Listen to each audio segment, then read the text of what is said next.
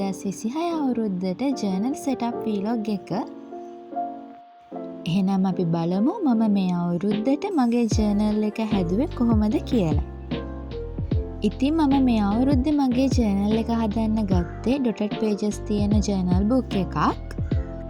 ඉතින් ඔයාලා ජර්නල් වලට අලුත් කෙනෙක් නම් අපිට තියෙනවා එක එක ජර්නල් වර්ග, bullet journal, gratitude journal, visual journal, එක එක විදිහේ ජර්නල්ස් තමන් කැමති විදියට තමන්ගේ අවශ්‍යතාවය අනුව ජර්නල්ස් හදාගන්න අපිට පුළුවන්. ජර්නල් එකක් කියන්නෙම තමන්ගේ කැමැත්තට තමන්ගේ ප්‍රෝග්‍රස් එක වෙනුවෙන් තමන්ගේ ෆියුචර් එක වෙනුවෙන් අපි ක්‍රියේට් කරන දෙයක්. ඒ නිසා ඒක අපි කැමති විදියට වෙනස් කරලා අපිට ඕන විදියට හදාගන්න අපිට පුළුවන්. ඔයාලා ජර්නල් වලට අලුත් කෙනෙක් නම් ඔයාලා ළඟ මේ වගේ ජර්නල් බුක් එකක් නැත්තම් ඔයාලා ළඟ තියෙන පොතකින් ඔයාලා කැමති විදියට ජර්නලින් ස්ටාර්ට් කරන්න පුළුවන්. මමත් ඉස්සෙල්ලම ජර්නලින් ස්ටාර්ට් කරේ නෝමල් බුක් එකකින්. මේ මගේ ජර්නල් එකක් හදන 3 වෙනි අවුරුද්ද. මුලින්ම මම වුණත් ජර්නල් එකක් හදද්දී Pinterest එකේ බලලා අනිත් අය කරන විදිය බලලා ඒ තියෙන හැමදේම හදලා ගොඩක් සංකීර්ණ ජර්නල් එකක් තමයි හැදුවේ. ඒ වුණාට එහෙම හදාගත්තම අපිට හැම එකක්ම කරන්න අපේ ටයිම් එක බෑ. ඉතින් මේ අවුරුද්දේ මම හදන්නේ මට ඕනේ මට ට්‍රැක් කරගන්න ඕනේ දේවල්, මට නෝට් එකක් දාලා තියාගන්න ඕනේ. අත්‍යවශ්‍යම දේවල් ටික විතරක් මගේ ජර්නල් එකට ඉන්ක්ලූඩ් කරලා තමයි මගේ ජර්නල් බුක් එක මම මේ අවුරුද්දේ හදාගන්න යන්නේ.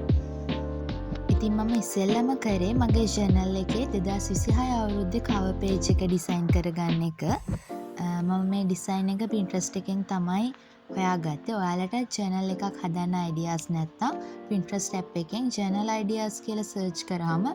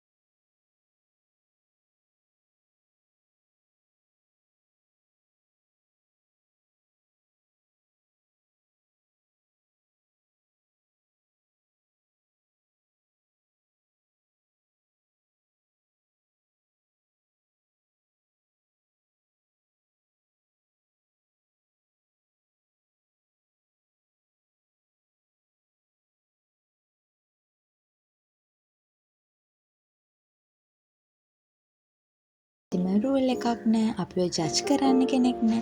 තමන් කැමති විදියට අවංකවම තමන්ගේ ෆියුචර් එක ප්ලෑන් කරන්න පුළුවන් තැනක් තමයි ජර්නල් එකක් කියන්නේ. ජර්නල් කරන එකෙන් අපිට ලැබෙන බෙනිෆිට්ස් විදියට අපි ඕවර්තින්ක් කරන එක අඩු වෙනවා, අපේ ෆෝකස් එක වැඩි වෙලා ඩිසිප්ලින් හදාගන්න පුළුවන් වෙනවා, ඉමෝෂනල් හීලින් වලට අපිට උදව් කරනවා. අපේ ඩ්‍රීම්ස් ප්ලෑන් වලට කන්වර්ට් කරගන්න ප්ලේස් එකක් අපිට හම්බ වෙනවා.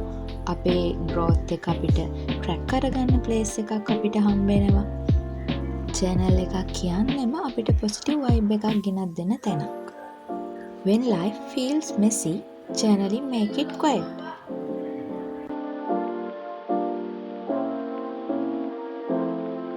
ඉතින් කවර් පේජ් එක හදලා ඉවර වෙලා ඊට පස්සේ මම 2026 කැලෙන්ඩර් එක මගේ channel එකේ හදාගත්තා.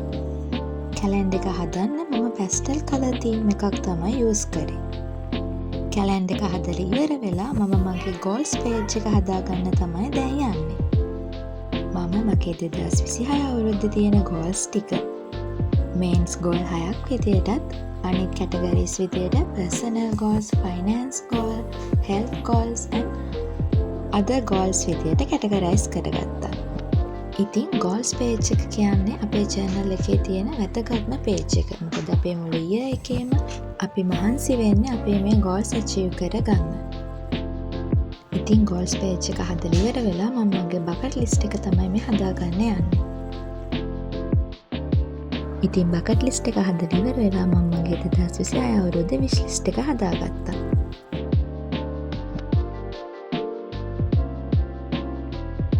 ඊළඟට මම හදාගත්තේ මගේ saving track කරන page එක.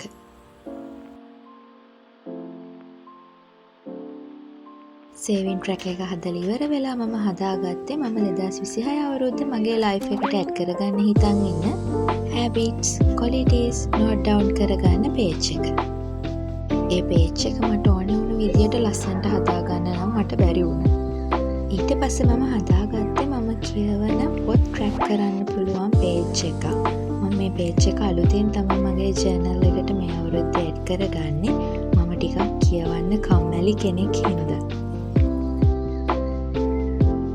ඊළඟට මම හදාගත්තේ ටිකක් අලුත් විදිහේ page එකක්, not to do list එකක්.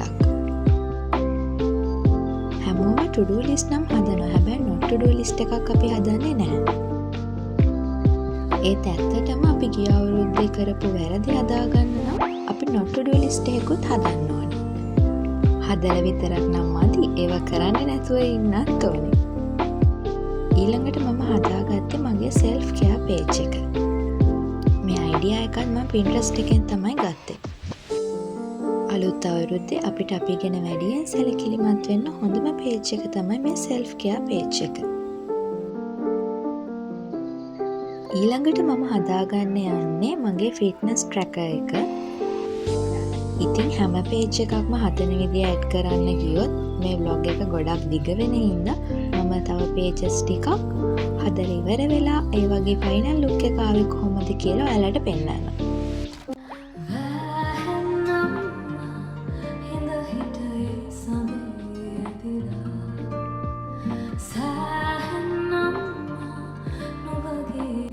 ඉතින් channel වලට අලුත් කෙනෙක්ට channel ගැන idea එකක් ගන්න මගේ පරණ channels වල වීඩියෝ එකකුත් මම මේකට add කරන්න හිතුවා. එහෙනම් අද vlog එකෙන් ගිහින් එන්නම්. vlog එක ඔයාලා enjoy කරා නම් comment එකක් දාන්න වගේම මාව subscribe කරලා නැත්නම් subscribe කරන්නත් අමතක කරන්න එපා.